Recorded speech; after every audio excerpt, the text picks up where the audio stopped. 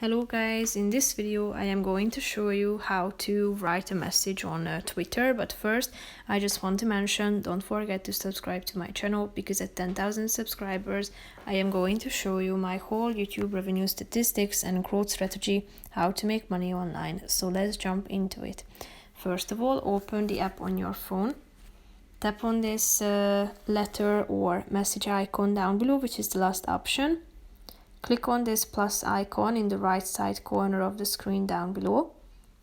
You should select your addressee to whom you would like to send the message. Type in your message, and as you can see, you have the option to or the chance to send a picture by tapping on this button, and you should select a photo from your gallery. You can also send a GIF as well. So click on the send button if you want to send your message. If you want to edit it, you should tap on your message and click on delete message for you, then press delete again.